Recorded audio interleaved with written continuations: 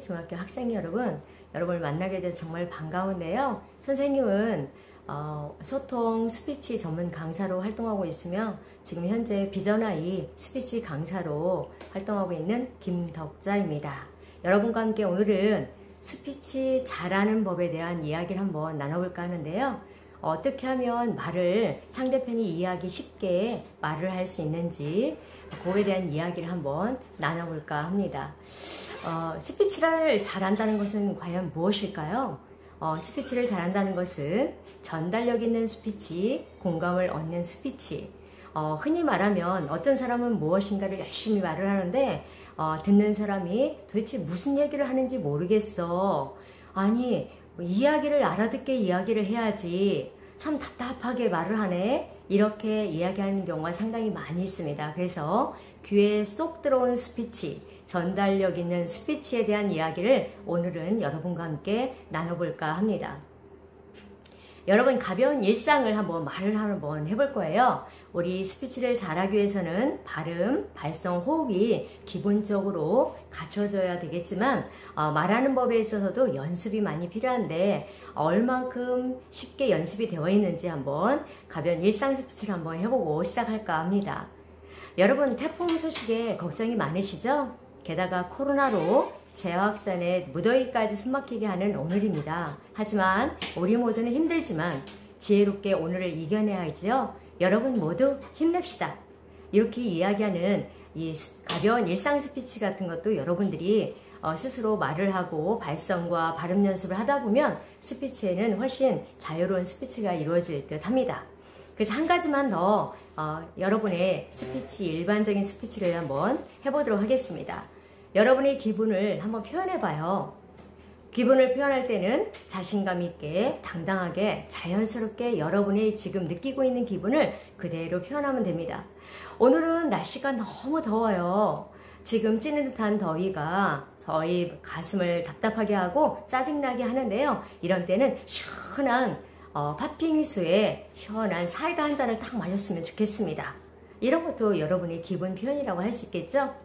시원한 에어컨 밑에서 제가 좋아하는 여러분 음료를 한 잔 마시는 그런 시간을 가졌으면 좋겠습니다. 어떤 이야기든 상관이 없어요. 여러분이 생각하는 기분을 그대로 자연스럽게 표현해주는 그런 연습을 하는 것도 스피치를 연습하는 하나의 방법이라고 할 수 있겠습니다. 그럼 본격적으로 전달력이 있는 스피치는 도대체 무엇인지에 대한 공부를 하기 위해서는 전달력이 없는 스피치의 특징을 한번 알아봤으면 좋겠어요. 전달력이 없는 스피치는 여러분들 보시면 지루하고 답답한 스피치, 이해가 잘 되지 않는 스피치, 귀에 쏙쏙 들어오지 않는 그리고 흐리멍텅한 스피치, 이런 걸 우리는 전달력이 없는 스피치라고 이야기합니다. 그러면 반대로 우리는 지루하지 않고 뭔가 귀에 쏙 들어오는 스피치, 이해가 잘 되는 스피치, 이런 것은 전달력이 있는 스피치라고 이야기할 수 있겠죠? 오늘 한번 보겠습니다. 말하는 법을 한번 익혀보겠습니다. 오늘 프레젠테이션은 정말 성공적이었습니다. 이 이야기와 오늘 프레젠테이션은 정말 성공적이었습니다. 오늘 프레젠테이션은 정말 성공적이었습니다. 어떤 것이 여러분 귀에 쏙 들어올까요? 맨 마지막에 한 게 쏙 들어오죠? 맨 마지막에 선생님이 표현한 것은 오늘 프레젠테이션은 정말, 여기 강조했고요, 성공적이었습니다. 키워드를 강조해서 여러분께 표현을 해봤어요. 이렇게 얘기하면 귀에 쏙 들어오는 우리는 스피치를 할 수 있게 되겠습니다. 그러면 전달력 있는 스피치를 하기 위해서는 기본적으로 우리가 꼭 알아야 될 한 가지가 있어요. 그게 뭐냐면 A, B, A- 스피치법이라는 게 있어요. A- 스피치법이 무엇이냐면 A는 나의 주장, 나의 생각, 내가 이야기하려고 하는 나의 핵심을 이야기하는 거고요. B는 그 핵심에 대한, 그 주제에 대한 이유나 근거, 사례를 들어주는 것을 B라고 이야기합니다. 그리고 A-는 다시 한번 내가 얘기했던 핵심, 주제를 되짚어주는 것을 A-라고 합니다. 그럼 A, B, A-만 여러분들이 머릿속에 기억하고 말을 하면 말하기 훨씬 편해지고 말의 스토리라인이 짜는데 훨씬 쉬워지고 주제가 뚜렷이 드러나게 말을 할 수 있습니다. 주제를 부각시켜 말하고 상대편이 이해하기 쉽게 얘기하기 위해서는 어떤 스피치법이 필요하다? A, B, A-. 그럼 A, B, A-는 뭘까요? A, B, A-는 아까 말한 대로 저는 이렇게 생각합니다. 왜냐하면 뭐입니다. 이런 구조예요. 한번 볼 거예요. 한번 예시를 들어보자면 여러분 오늘 행복하십니까? 라는 질문을 받았어요. 그랬을 때 네, 저는 행복합니다. 왜냐하면 그 이유가 되겠죠. 사랑하는 가족과 함께 하루하루를 보낼 수 있기 때문입니다. 그래서 저는 아주 행복합니다. 지금은 얘기했어요. A가 뭐였어요? 저는 행복합니다. B, 왜냐하면 사랑하는 가족과 함께 하루하루를 보낼 수 있기 때문입니다. 이게 이유예요. 그리고 그래서 저는 아주 행복합니다. 이건 A-. 이렇게 표현하면 여러분이 훨씬 쉽지 않을까요? 다른 예시를 한번 들어보겠습니다. 내가 만약 1박 2일에 휴가를 간다면 이란 주제가 있어요. 거기에 대한 여러분의 생각도 한번 정리해 보시면 좋을 것 같아요. 내가 만약 1박 2일에 휴가를 간다면 이라는 질문을 받았을 때 네, 저에게 만약 1박 2일에 휴가가 주어진다면 저는 제주도에 또 한번 가보고 싶습니다. 이건 선생님 얘기예요. 왜냐하면 2년 전에 저희 남편과 3박 4일로 휴가를 다녀온 적이 있는데 휴가 내내 즐거웠고 많은 이야기를 나누면서 아주 행복했기 때문입니다. 그래서 저는 만약에 지금 나에게 1박 2일의 휴가가 주어진다면 제주도에 또 한번 가고 싶습니다. 이게 A-였죠? 이렇게 표현하는 거 말하기 그렇게 어렵지 않지요? 수월합니다. 다음 한번 예시를 한번 더 들어볼 거예요. 내가 꿈꾸는 행복은 무엇일까요? 라는 질문을 가졌어요. 당신이 꿈꾸는 행복은? 이란 질문을 받았을 때 우리 학생 여러분도 한번 생각해 보세요. 선생님이 중학교 시절에 꿈꾸는 행복은 이런 것이었습니다. 선생님은 중학교 시절에 상당히 가난한 집에서 태어난 그런 중학교 학생이었는데요. 그때 제가 느꼈던 꿈꾸는 행복은 아주 근사한 집에서 근사한 자동차를 타면서 여유롭게 살면서 내가 하고 싶은 것을 하는 그런 일상을 저는 꿈꿔왔었습니다.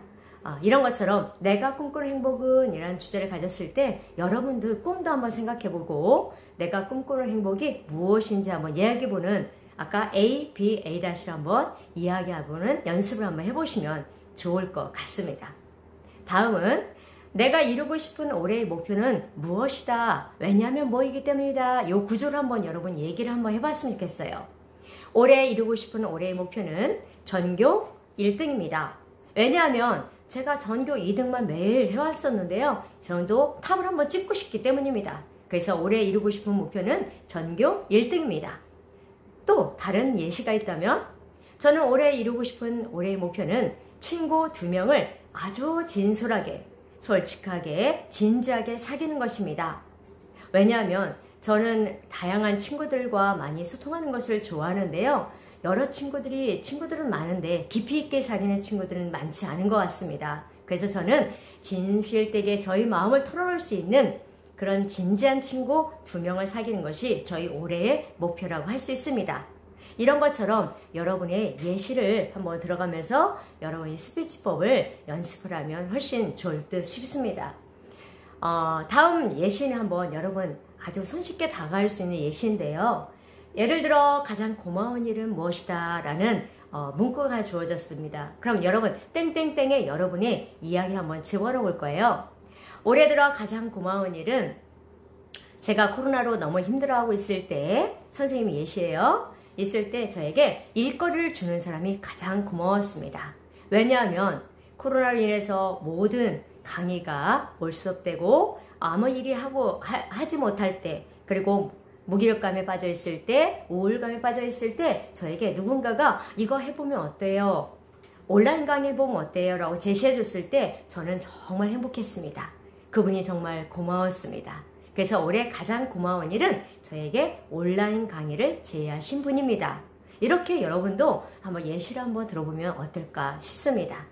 어려운가요? 괜찮죠? 다음 한번 넘어가겠습니다. 여러분이 일상생활 하시면서 나에게 가장 답답한 것은 무엇이다 라는 예시가 있어요. 그럼 여러분 지금 여러분 답답하지 않을까요? 여러분 아주 지금 날씨도 덥고 코로나에서 마스크를 쓰고 있고 늘상 우리는 답답하고 지금 힘겨운 코로나를 극복하기 위해서 애쓰고 있는데요. 학교 현장에서나 집에서나 아니면 사회 현장에서 어디든 가든 우리는 마스크를 착용해야 됩니다. 이 마스크를 착용하는 것이 답답하긴 하지만 우리는 꼭 필요하기 때문에 나를 위해서 그리고 당신을 위해서 그리고 우리 모두를 위해서 우리 마스크 착용이 꼭 필요하기 때문에 답답함을 무릅쓰고 우리는 마스크를 착용하고 있죠. 이런 것처럼 올해 가장 답답한 일은 저는 마스크를 착용하는 것입니다. 하지만 그것이 쉽지만은 않습니다. 왜냐하면 저를 보호해주고 우리 모두를 보호해주는 마스크이기 때문입니다. 이렇게 여러분 연습을 한번 해봤으면 좋겠어요. 다음은 제가 여러분께 들려주고 싶은 이야기입니다. 저는 여러분에게 꼭 해주고 싶은 단어가 있고요. 말이 있는데 그게 바로 사랑합니다 라는 이야기입니다. 우리 학생 여러분, 공부하기도 너무 힘들죠? 요즘에 날씨도 덥지요? 코로나로 너무 힘들죠? 이럴 때 여러분이 지금 애써 극복하고 있고 이겨내고 있는 여러분들이 정말 자랑스럽습니다. 그리고 여러분이 지금 사랑스럽습니다. 저는 그 누군가에게 사랑합니다 라는 얘기를 들었을 때 용기가 샘솟는 것을 저는 느꼈어요. 그래서 학생 여러분에게 사랑합니다 라는 이야기를 끝으로 오늘 전달력 있는 스피치를 하는 방법 A, B, A-에 대한 예시를 한번 들어보았습니다. 여러분, A, B, A-라는 뼈대를 머릿속에 기억을 하고 내가 핵심을 얘기하고 주제를 얘기하고 사례나 이유나 근거를 들어서 거기에 대한 보충을 해주고 그리고 다시 한번 주제를 우리가 다시 거론해 주는 것, 이것이 바로 A, A-, A, B, A- 우리 기법이라고 얘기할 수 있는데요. 이것만 기억한다면 전달력 있는 스피치, 다른 사람의 귀에 쏙 들어가는 스피치를 누구나 손쉽게 할 수 있을 것이라는 생각이 듭니다. 그래서 저는 여기서 전달력 있는 스피치는 마치고요. 다음 시간에는 우리가 토론을 우리 전달력 있는 스피치를 어떻게 실제로 활용하는지에 대한 수업을 이어갈까 합니다.